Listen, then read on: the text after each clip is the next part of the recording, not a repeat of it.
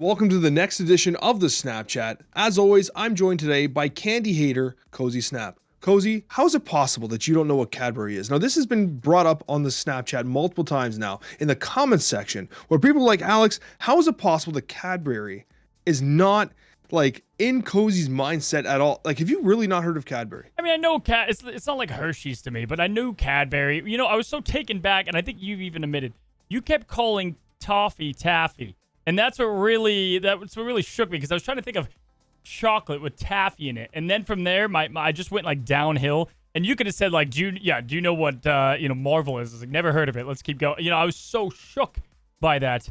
But yes, so it is toffee, not taffy. It's toffee, yeah. So like you're telling me, so my mix up of toffee and taffy spiraled you so bad. So bad. You forgot that Cadbury cream eggs even existed. I forgot my own name. Yeah, dude, I was lost. I was and I know, yeah, like we have Cadbury eggs and stuff. I mean, people are toting it like it's like a household name here in America, and I sure, maybe. I don't know, but I like it, I guess. But yes, the taffy chocolate got me spun up, Alex. Fair enough. Fair enough. I got to tell you though, now Thanksgiving's coming, so happy Thanksgiving to all of our American friends. Cozy, are you a stuffing enjoyer? Yeah, listen, I'm not like packing my plate full of stuffing. My plate goes I like white meat turkey. I'm a white meat turkey kind of guy. I go gravy, obviously. Dude, I love spinach. I've been a spinach guy. My mother makes called spinach madeleine. It's like a spicy spinach. Oh, it's fantastic. I go a lot heavy on the mashed potatoes. Like I want to hurt the next day on the mashed potatoes. And by the way, the best meal after Thanksgiving is the leftovers of Thanksgiving. Just want to shout that out. And then I'll make some room for the cranberry. Yeah, not the cranberries. Yeah, but I'll make some room for the stuffing. This might be sacrilege, but in Canada, my favorite Thanksgiving meal item is not turkey. I'm a huge fan of ham.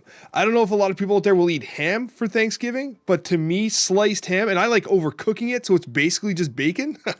I love it. I can't get enough of it. Dude, yeah, I mean, it'll be there, like, on the spread every now and then, but no, it's definitely turkey. A ham's like a Christmas thing here, I think, more so. Is it? You know who else is probably a really good cook? I got to tell you, Gladiator. I mean, he's been cooked in decks, that's for sure, dude. I've seen Gladiator tried in, like, everything ever, right? Like, I've seen Dara make a deck, and Dara's just good at the game, so he can put him in, like, the worst deck, and, like, this deck works out. Oh, man, it's time to talk about Gladiator in review. Now, I've got the stats on my end, but I looked at 100 and plus, so, like, infinite gameplay. 46% win rate, buddy. 46% negative cubes. Doesn't shock me. This is exactly, I mean, if you go back and you look at where we ranked these cards, I had him at a 2-star. And it's where I put him. Does he work? Yes. Is he decent? Sure. But he's not bringing anything new to the table, and he could be such a damn liability, buddy.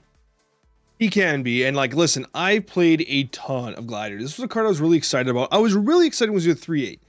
When he was a 3-8, I was all in on a 4-star rating. And then when he got nerfed to 3-7, then we found out about the ongoing and the on reveal, like all these mechanic things kind of stacked up. It was the conversation last week. I was pretty high on this card, and it brought me right down. But you know what? I have to tell you, I was committed to playing him. I played a ton of Gladiator, especially during the Twitch drops. People were watching me play Gladiator. I worked so hard to make a surfer list that worked with Gladiator. And you know what? I got to tell you, I think I did. I ran a Gladiator deck with like 80 games on it with a 59% win rate, which ain't that bad, all things considered, okay? I'm going to throw the deck up on the screen, but basically, I had Echo in there, Snow Guard, right? I had Goose, Shadow King. We just finished talking about how good Shadow King is. Negasonic, because the rest of the cards I'm going to talk about go hand in hand with Gladiator's ability to put up tremendous power and maintain initiative, right? I had Werewolf by Night, I had Polaris, Spider-Man, Gladiator itself, Maximus. These are all huge 3-drops, and then, of course, Silver Surfer and Sarah. With this combination, I was able to very effectively put up immense power on turn 6 with Gladiator, but most importantly, it earned initiative if played earlier for something like a Negasonic, which could basically have like an Alliance-style effect. I felt that this deck worked really well for Gladiator, but it was absolutely trash everywhere else. However, it betrayed me so often where it pulled out cards I just simply did not want to see. Its effect was mind-bogglingly punishing. I was pulling out Darkhawks, Devil Dinosaurs. It was the ongoings that were killing me. It wasn't as much as the on reveals. I even had games where I was pulling out negatives. I couldn't even believe someone was playing negative. I'm like, seriously, this is the matchup I just pulled? But like, the ongoings were soul crushing for me. And it really did lower my kind of feelings on this card. I don't know if you felt the same. I mean, that's why, like, make him a 3/8. I'm still not like, yeah, he's great. It's because he's still gonna lose to those cards, and then even on the on reveal, it still sucks. Like, not that Gladiator sucks. He kind of does, but like what happens sucks. And for me, I put him in a destroy list with Null, and I made it work where you could, if you destroyed a card, great. If you didn't, you had things to kind of cook it out and get it a little bit better. He's just awkward, man, and it could be the meta. We could look at lists in the future in the future and be like, hey, this really depends on XYZ cards, right? Nihilus is a great example. You could probably get rid of a lot of those. I don't know. We have to see how that all works out. But it's just not his time, and I don't know why I would put him in for another card in a lot of my decks. I just don't. It's the same reason why Maximus has been cut out of virtually every Surfer list until Gladiator came out, right? Because there's other cards that are going to give you profit and not, completely hurt you. I don't know. I'm just not the craziest fan on him. I tried to love him. I tried to plug him into a lot of decks. I think they're, again, when I reviewed him, I said he is giving decks a new way to win, but he's not irreplaceable. You could play other cards in his position and still have things work out. That being said, he did what we thought. If he brings a card down, you don't want to, you probably lose that game. But if you don't, you got 7 power sitting in the lane. It's a pretty big high roll. And if you snap and you win the games, you get them out, and then you don't snap and you retreat on the other games, then hey, maybe it's a net positive. But for me, he's just a negative. Yeah, no, I see that, but like I think that the potential buff to 3/8 would be significant because not only is it just additional power on the board, but it's also hand in hand with his effect. It's a two-pronged buff, right? So that's maybe why they were careful with it. Yeah. It clearly is undertuned. Like, you're right. The win rates are sub 50%. Like, it's disgusting. It's meta share as a brand new card at 5%. Like, people aren't interested in playing it. And this, to me, is a card of two, like, polar opposites. It's not that great, but hell is it fun. And I think that's important. It is fun. So fun to play. Fun. Even when I was losing, I was having a blast. Yeah. I mean, you demolished me. I'm gonna roll the clip right now. You demolished me because I played Gladiator. I had you dead to rights with one of the greatest Quake plays in the history of Marvel Snap. Like, it was unbelievable how Gladiator took a surefire win game and it threw it in the friggin' garbage for me. Like, it was like the perfect example. Bad. I remember watching this play down. And I was like, this is gonna be on the Snapchat. I was like, don't get Gladiator. Guys, I had like at this point in time, it's been changed since. I had like a perfect record on Alex, and I had this whole speech. I was like, hey guys, listen, there's games you can't even be mad, right? Like, we gave it our all, we did our fight, it was great. Alex he kicked our ass here. He did. Let's just play Miss Marvel just to end it with a little Iron Man as a sizzle. And I watched this man pull out this Alliath, killing his Gladiator and giving me the play. It was so phenomenal. I couldn't believe it, Alex. It was probably the hardest I've laughed since our co-pilot of the Heimdall, like, a while back. It's key to understand, though, that I went all in on Gladiator. I buffed him with Nakia and Okoye. He was like a big Gladiator. Like I bounced him back so I could replay the Gladiator for no reason. Like, he never had to get bounced back. I did it just because I was like, I'm all in on Gladiator, right? Like, I deserved it. I deserved to lose, right? And I mean, it was a hilarious game, but it really showcases what the floor on Gladiator is, right? Like, the floor it's one of those few cards where the floor is above the ceiling. Like, yeah. Really, you lose the floor's the game. Above the ceiling on Gladiator. Yeah, right. You lose the game. He can lose you the game single-handedly. There's not. Tell me other cards that can do that. There's not a lot.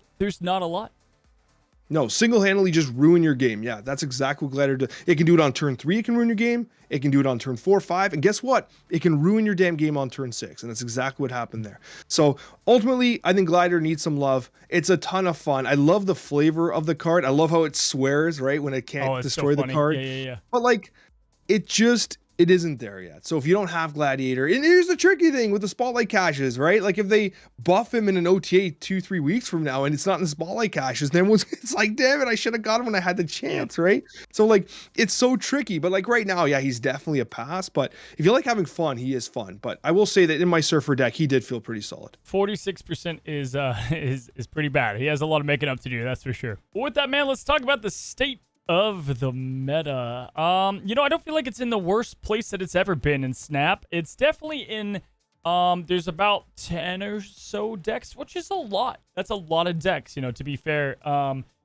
First of all, what are your thoughts right now on the meta? Because I feel like 2 decks get adjusted, we're in a good spot. I think it's pretty good. I mean, realistically, the meta will never be perfect, but I think the opportunity to brew is there. And I think that's really important.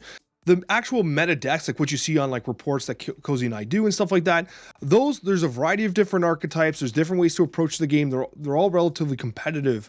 However, what I will say is because there's no completely shattered, broken deck that's like destroying everyone, it gives you room to brew. And I think that's what makes a healthy meta, right? And actually the deck guides you've been producing have been brews and they've been really good and they've been solid, right? And I think that like when you have a meta that encourages you to take some chances, that's a healthy meta. And like I've been brewing with Ravona and I've been winning gold tickets. I've been winning infinity tickets with it. And I love it. I love the idea that, you know, the meta's in a place where we have some strong archetypes, we have some strong decks, but it isn't completely solved and figured out yet. I think that's an important thing. Yeah, for sure. I mean, I would say the only glaring like, hey, this is clearly people...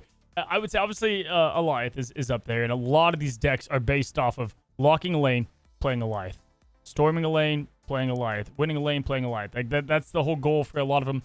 But the other side, and this has got to be the most hated, we just talked about on my side for top 10 cards, it is Loki. For me, it's not a if, it's a when. He does get adjusted in some sort of game because of just the way that he's played out. The thing is, there are cards and decks that can easily tackle Loki, and then there are ones that, even though they're insane value decks, they just get destroyed by Loki because there's nothing you can do. Now, it would be interesting, like, you know, it's funny. I've always gone back and forth how you make it feel good. It's like, okay, what if you do an animation like MODOK, which shows the cards Loki gets? And then you're like, okay, you know if their null is there, you know if they have your death, and then you could play around that a bit better, and then you're losing to your cards, sure, but then you know what they have. He just does so much at once, right? And I feel like Loki right now is by far the best deck. I think he is by far the best deck in the game. There are things that are close to it, very close to it, but I think Loki is at the ceiling. And then you've got like the Miss Marvel decks, the Shuri, the Bounce Hawk, and the Destroy, all in one other tight list. Out of the ones I said there, are there ones that stand out to you?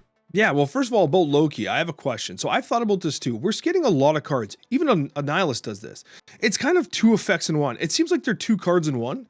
And so Loki has 2 lines of text. Replace your hand with cards from the opponent's starting deck. And then gives them -1. What if he was back at like a 3-5 or 3-6, but you got rid of the give them -1? And that makes the Quinjet much more viable in those decks. Like, why are we double dipping with Quinjet? What if you remove the give them 1 -1 and you actually just add additional power to him? Or like you make Loki a more standalone card and you get rid of that Quinjet effect. Is that crazy? No, I think there's got to be something like that done. Or you make Mobius back in it again. Because what's interesting is Mobius is not it where he's at now. They're going to adjust him again, I would guess, right? Like, whether that's a 3-4 or whatever they end up doing with him, because he's not working. You have to have the threat for that to exist. And I know he's not working because She-Hulk is one of my favorite cards in the game. And I don't feel any threat not to play her. I'm always going to play She-Hulk. She feels fantastic right now. Very slept on, actually. Could have been in our last segment there. But yeah, I agree. I think something's got to go on him a little bit. Or just be more direct. Remember when Shuri was like, you play a card anywhere, it gets double power.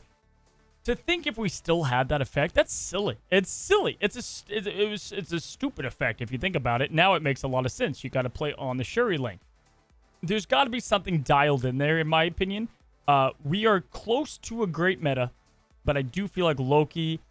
I love him. He's great. He's a fun card. A lot of people love to play him, but he's the easy way out. In my opinion, right now. What if you changed it? This kind of came to mind while you're talking. What if you changed this text to, instead of replacing your hand with cards from the opponent's deck, you filled your hand with cards from your opponent's deck, because that made it so that like the snow guards and the all the hand generation stuff, you know, you're not using that to get like 7 cards from your opponent, but rather you're running the risk of keeping your hand thin and maybe even not drawing Loki and having, you know, that being a problem. So you're only filling your hand, stuffing a draw, and getting those cards from your opponent. He might be too good for a Devil Dinosaur swing at that point. But yeah, I mean, there are multiple ways to make Loki fun, great, feel good, worth the money that you paid for him or the cash that you got for him. This is not a one cost increase isn't it yet, right? And I don't know if I want to kill Collector with them either, because I kind of like the idea of doing the Shadow King as the counter there. It's just like right now, it takes me back to like, oh, they got Collector. Oh, they snap. It takes me back to like the Zabu days. You know what I mean? Like, he's like, my argument for Junk was like, he's a different way to play. You can't be mad at that. Yes, but there needs to be some dials. But I like your point. I do. I think there are dials to be had.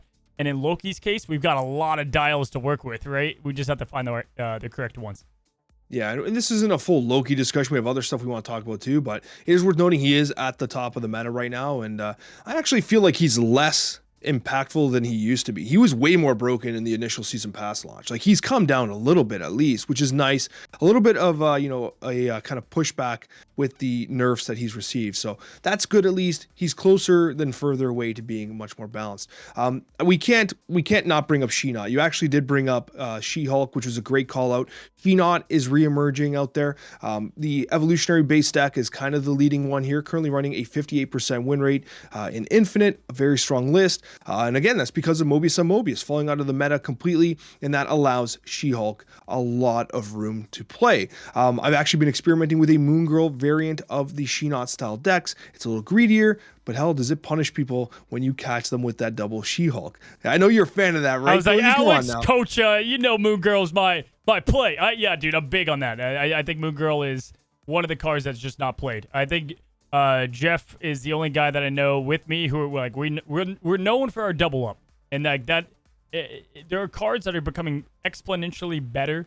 Like Elsa's always been a good double up, but She-Hulk, I don't know. I had a whole rant on how I think She-Hulk's one of the best cards in the game. So yes, no question with that. And what are your thoughts on right now Balance? Because I feel like Balance when I'm streaming, it's a deck that I almost refuse to play when I'm streaming because it is so tough to play. But it feels like now that the damn Kitty Pride's gone again, it's rewarding for those that really, learn the playstyle. For me, when Nico came out, those that were on my stream could testify, it was the first deck I tried. It was Nico Bounce. And damn, does it slap. And it works with Chavez, your love, Darkhawk. What are your thoughts on Bounce at the moment? My thought is that Beast is way better than we thought it was. Remember when Beast was like a 2-drop? And then it got changed. We thought like Beast is dead. Beast got murdered in cold blood. And like realistically, Beast has been pretty damn good, right? It's been so good. And like I can't believe we even slept on this effect prior. Like we talk about cost reduction. Beast is cost reduction. Like this is an insane card and it's felt really good. So like I like the call out. Actually, your Nico Bounce deck was phenomenal. I really enjoyed playing it. Dude, it's funny that that's why I always give patience to when we get nerfs because we freak out. And then you look back at the versions of like I've even just talking about Shuri a second ago, right? Or the old Beast, or the old Quinjet, right? It's like, man, it's so obvious now. It's so obvious, and like we need to have that faith moving forward that it's going to be obvious, as time moves on here. But yeah, I think Balance is a great place. We already talked about Destroy. I feel like a healthy amount, but we both know Destroy's in a crazy spot at the moment. Any other decks up there in the top of the meta for you?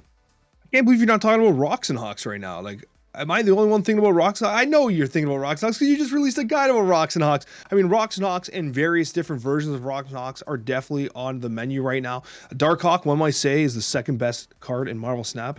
In my opinion, anyway. Cozy was a little sleeping on the Darkhawk, but anyways, I'll tell you that I think that Rocks and Hawks is definitely back. Cozy definitely agrees, and it's what we've talked about already on the podcast: full disruption package, full vertical power. It's just good. It's just damn good. Fits into just about any deck too. Like you just put those 3 in. It's only taking 3. You have 9 left to do what you want to accomplish. Miss Marvel just works with it as well, and then from there it's like, okay, well you have Miss Marvel, Darkhawk, throw a Zabu in. Hey, put another 4 cost in, and then off you go, right? So a lot of ways to win with Rocks and Hawk. We stated it, I think, in a couple Snapchats ago that Mystique was going to make her way back this season, and we have seen that pretty evidently as well, right? Mystique being able to copy Darkhawk, being able to copy Miss Marvel has been insanely just great and versatile as well. So yes, Rocks and Hawks definitely just Darkhawk decks with Miss Marvel and then fill them up. It has been all over the meta at the moment. Absolutely. And control is a huge part of the meta right now, too. And one of the most prominent lists with control, we're going to put up on the screen here. It features Nebula, Nightcrawler, Medusa, Jeff. We have Storm, Miss Marvel, Iron Lad, Professor X, Legion, Alioth, Doctor Doom, and America Chavez. Now, this deck here, what it's going to do is it's basically going to do exactly what we talked about prior, which is you're going to Storm or Professor X location to reliably land your Alioth play. You also have the Legion for the tech against the Sheena, which is very prevalent right now. Now, in terms of control, we know that control has a huge play because of the Alioth, right? We've kind of jumped around the bush a little bit with like Alioth potentially being still absolutely one of the best cards in the game. But what we're also seeing in the meta, and tell me if I'm wrong, we're seeing two cards very, very commonly right now. We're seeing Alioth and we're seeing Miss Marvel. Do you think we're seeing too much of either of those cards? Well, Alioth, we've already had the point. I think, yeah. I mean, I just think, yeah, of course, yeah. I think Pro X is also in there. I think Pro X is, if you go back, man, look at the last couple of months. Pro X has been in every list. I actually can't even think. It's been like months that Pro X has been in these lists as well. In the Thanos list. The thing is, Alioth added one more cog to making control just over the top, right? And we saw it with the High Evil list for a while, which again had Pro X. Because it's like, I remember back in the day when Juggernaut, you had Pro X Juggernaut, and you're like, ooh, it's pretty good. Because you can bounce their cards out. And now it's just, you just get rid of them. And it's a absolute win factor. Miss Marvel makes it a bit easier. I think Miss Marvel is a good card. I don't know. I don't think I would affect her much. Maybe make her a 4/4 that still gives +5 on each side, but even then, I think she's fine what she does. And then it's more punishing because you only get the 4 stats. Maybe that's what happens. Her stats are really good. But other than that, no, I think it's pretty good. Pretty fair on. I think that the difference between Alioth and Miss Marvel is that Alioth doesn't feel fair in the way Miss Marvel does. Miss Marvel feels fair. When Miss Marvel's sitting there, you're like, well, I don't have Enchantress, Rogue, or Echo in my deck. I deserve this. Yeah. Whereas with Alioth, you never feel like, I deserve that, unless you didn't even think Alioth was a possibility. You can never, like, you always have to finish your turn 6 with, does this beat Alioth? Does this lose to Alioth, right? Is the classic leader thing, right? So we are seeing a lot more of that control there, which is absolutely key. I mean, outside of that, I think the meta is in a really good spot. And I'll leave you with this, Cozy. What are the decks you're currently bringing into Conquest? As we get to the end of the season here, some people are grinding towards the Infinite Ladder, and other people are starting to dip their toes in Conquest. What are some of the decks that you're taking into Conquest? Yeah, a couple shout outs. I think Discard is always going to be good, right? I think also Cerebro finally is getting some love. C5 is in a great spot, man. C2 is getting there, if you will. One deck I've played a lot. It's not exactly like the best winner wise, and I'll have it on a video upcoming here, but been playing a lot of Nick Fury Rocks and Hawks. So kind of back in the day, pump up your Devil Dinosaur. You've got the Moon Girl and She-Hulk package in there as well. But I love them in Conquest, right? Because I get all these 6 costs. And now that you have Alioth in there, there's just all 6 cost cards are good. Spectrum feels good finally, right? Go look at 6 costs. There's really not a bad one, except Agatha, who cannot be pulled from Nick Fury. So, like, I enjoy Nick Fury's gameplay, especially there. So that's like a personal flavor pick for myself. Other than that, Magneto Lockdown is one that I've been playing a lot too. Kind of a traditional lockdown deck. But you have Magneto. Why is Magneto good? Well, you can get rid of the Venoms. You can move the Miss Marvels. You can get rid of the Darkhawks. Magneto is a card that's being slept on a good amount, in my opinion. I agree. I was playing Magneto in Tribunal for the simple reason that after the Hella discard or whatever the hell you were going to do with the Magneto, it just destroyed their board state. I loved it. In Miss Marvel, not only are you reliant on being mostly in the center, but once you start pulling replicas and duplicates of stuff in it, like, it just destroys their whole thing, right? So really, really like the Magneto call out here. And I'll tell you what Magneto is not. It's not a buff candidate, which is our next point of discussion. Now, Magneto has consistently been one of the best cards in Marvel Snap, one of the most consistent evergreen cards in Marvel Snap. But now we have some cards that simply just don't see play. They just don't. Maybe they never will, Cozy. But I got to tell you, it feels like Second Dinner is kind of committed to buffing some of the sleepers up to playable status. Now, some buffs don't always land like we'd hope. Like, we're hoping for a little more sometimes in the case of a couple cards I'll talk about that might have already been touched up and need to get touched up again, damn it. But other than that, there's some cards that I've seen absolutely no love. I'll let you start us off. Yeah, for buff candidates, it was tough because I think they've done a pretty good job, and I'll be damned if I say the same ones as we always do. But I do think at this point, you look at all the one-cost cards, and you say which one stands out above the rest. Dude, it's got to be Electra, right? Like, Electra right now, I've seen stuff that flirts with her being a card that can destroy, like, 2-drops. I've seen her a card with just, like, boosted stats, and it's more like it's not a red. I don't know. There's some cool things that you can do with Electra, and I think she has one of the most unique kits that creativity could really skyrocket her play rate, and is probably at the top of my list that I want to get buffed up. I'd love to see Electra get buffed. I believe that was one of our ideas, actually, to destroy a 2-drop. I think it started here on the Snapchat. But anyways, yeah, Electra is one of the cards I used to traditionally play a lot of. I was one of the only believers when Sunspot was completely overtuned. Remember when Sunspot was a 1/1 in every single deck, right? Again, we keep talking about the cards that were so broken in the past. When Sunspot was running rampant, I used Electra very frequently and to good success. But ever since the changes, we have a lot less reliability, especially with Killmonger being as reliable it is in a lot of decks. So yeah, Electra feels like it just doesn't feel relevant or playable. And of course, I'm sure it's one of the only cards you don't have gold split multiple times, because who's playing Electra in this economy, right? Yeah, right, dude. Other one cost, right? I mean, obviously Angel at this point. We both say that. I mean, was Angel on your list, or was he just an auto include? Yeah, I know. It makes no sense why Angel's not there. I have one more one cost, but do you have another one cost on your list? I have 2 one costs, 3 actually, now that I look at my list.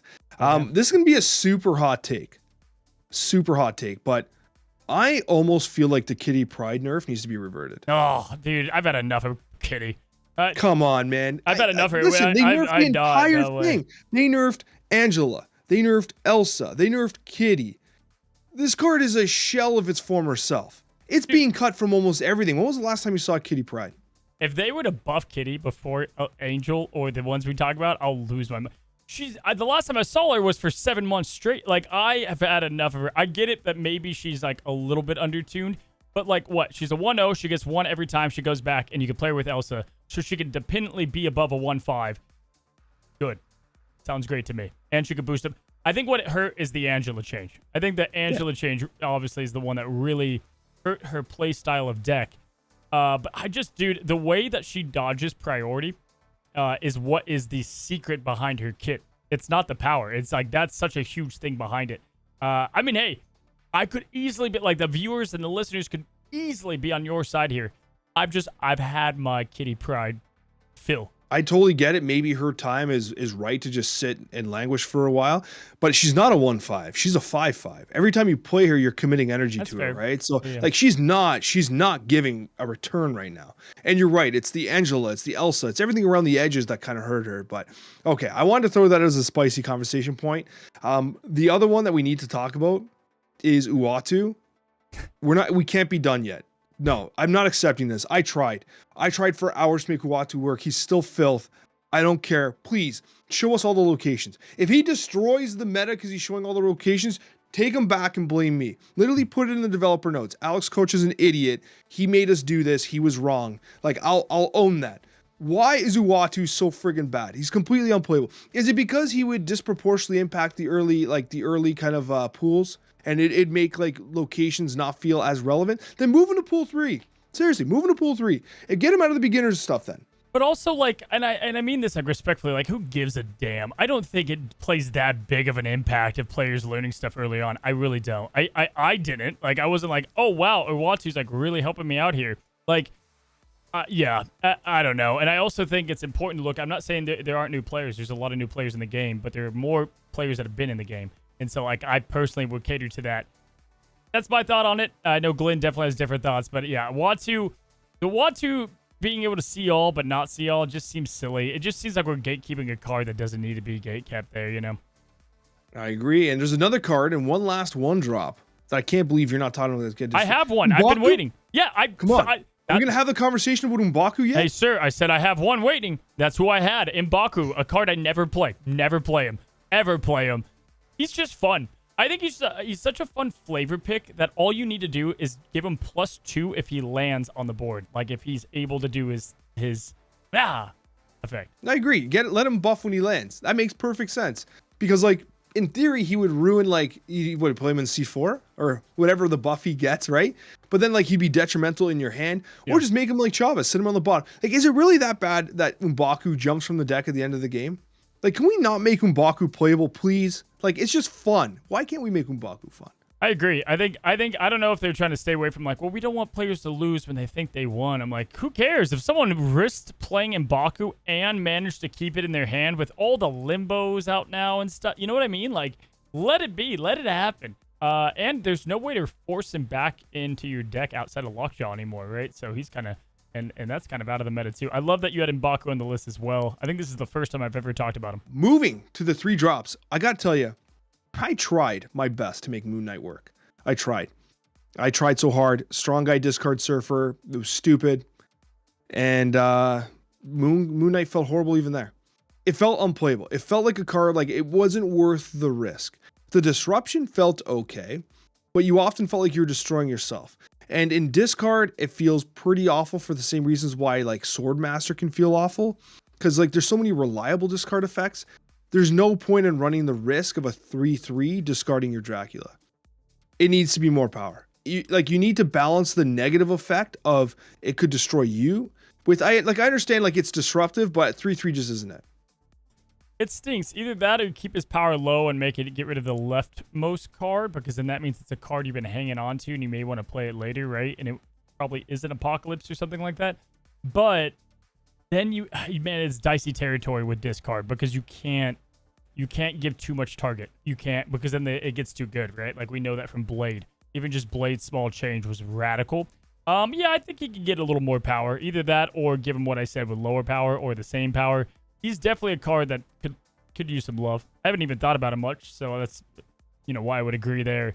We've talked about you skipped over 2 costs, which I was shocked at. I got a couple in there. I did too, but I wasn't going in order. Oh, okay. It was like you like 1 to 3. I was like, okay. Moon Knight I like a lot. We've talked about Colossus. He didn't survive the Spectrum buff. Why is he here? What are we doing? I guess maybe he's there for new player purposes as well. Here's my question, because I feel like Quake is underplayed in some ways, but is also bad, right? So it's like, what do you do? What do you do with Quake? We talked about it like a year ago. The easy solution to Quake is make the effect reliable. Take the center location, move it right, take the right location, move it left, make the left location move center. Make it so that you know where the locations are going to land. Or when you hover her, it shows the locations where they're going to land, even if they're random. So you can't predictably do it every time, but every time she's going to like make it so that she can feel the locations, like make them hover so like you know where they're going to move. Would you let it be a 3 cost for that? No, leave it at 2/3. And if I it's think too a 3 powerful, cost. I think a 3 cost. I think it's that obviously makes sense for a 3 dog cost. water as it is. I agree, but I think that's a powerful effect. I think like the randomness and the change from the randomness, I would have her in like a lot of decks at that point, right? But also, I don't know. I guess, yeah, I don't know. That like a 3/4 with that same effect would also seem okay for me. You have Collector at like 214 half the time. You're telling me a 2/3 Quake that can reliably move locations is a huge problem? Oh, dude, what a cherry pick of a pull. Yeah, I had no comment. Yeah, I guess. What other cards you got for me, Alex? I mean, are we going to talk about Master Mold again? Or are we just going to say Master Mold needs work? And I still like the idea of him getting plus power every time. The idea was perfect. That was perfect. The Sentinel. That was perfect. That was like my favorite buff suggestion of all time. Yeah. And can we go to 4 costs for a sec then? Jump through the 3s for a sec. There's a card that I feel like no one ever talks about. A card that I've tried to make work in the past. Now, actually, I took to a tournament as part of my tournament decks, and that is Utuma. Utuma is a card that has been long forgotten, and I just wonder if, yes, it's a high power card, but like, is it really worth trying to fight for this condition, especially with the kind of buffs that have occurred with the change to Shang-Chi? A lot of cards that kind of hover around the 9 power, 10 power range have been impacted by Shang-Chi. Atuma still being 10 power, I mean, sitting by itself in Shang-Chi range feels bad, even though it's often played in conjunction with armor, for instance. I just think Atuma needs something. It's almost like he should have an ongoing effect. I feel like that would be a lot for him. And I say that because if you look at Century and Typhoid that get the 10, like Typhoid has like a Luke Cage, Zero, Enchantress all working, whereas like Atuma has I guess 0 in armor. But then if you add the ongoing thing and then you have a couple other, you know what I mean? Like it feels like he needs more to help him out, and that the 10 power is not enough. Now, do you want to flirt with making it 411 and then you make that threshold higher? Which, who are we kidding? Darkhawk is already way over that, you know? I don't know. But yes, I do agree. Actually, it was funny. This was a thought I had today. I had a variant pop up in my shop. I think it might still be in there. I had a variant pop in my shop, and I was like, hey, what a cool... It's not there anymore. I was like, what a cool variant. Too bad I won't ever play it, right? So I agree. I think that was a good call. Yeah, man, my last one is going to be Ronin. And it's funny because, like, we've seen so many metas come and go and things happen, and, like, Ronin has stayed the same. He's always been the meme card. He's been the card that just doesn't quite work. And it's time. It's time to address him. Time to address his effect and to make him somewhat worthwhile. Again, nothing shocker there. Captain America, Punisher, Angel, Ronin. We've said these before. Hopefully, Second Dinner gets around to them before the new year, Alex. But we'll have to see. We have a brand new OTA coming out this Thursday. Yeah, and honestly, they've been touching up a lot of cards. Like we're not even talking about any of the 6 drops because for the most part, they feel pretty rock solid and fair, right? The game has been like increasingly better balanced, and it's some of the newer releases, but it actually makes sense because the newer releases have far less data. Yeah. We know Quake sucks. We know Master Mold sucks. We know Ronin does not compete with Double Dinosaur. But we didn't quite know that Gladiator was going to basically poop its pants. Like, there's just no way of knowing that until it gets into the hands of the player base, right? But ultimately, I got to tell you, it's still a great time to be a Marvel Snap player. We're getting a lot of frequent balance pass changes. The meta feels fresh. There might be a couple culprits near the top that might be causing some grief. But overall, Cozy, I think we're in a good spot. And we got some great news. Starting next week, we're actually going to be making the mailbag, the question and answer for Cozy and I, a consistent part of the Snapchat each week. Essentially, what we're going to ask you to do is if you have any questions for Cozy and I, whether it be about Marvel Snap, life, or anything in general, ask it down below in the comment section below. We're going to take 5 or 6 questions each week, and what we'll do is we'll answer them together, and we'll do it every week on an ongoing basis. It's going to be a lot of fun. We hope to see your comments down below, and thank you so much for all the support you provide to Cozy and I's content, and we'll see you on that next Marvel Snapchat episode.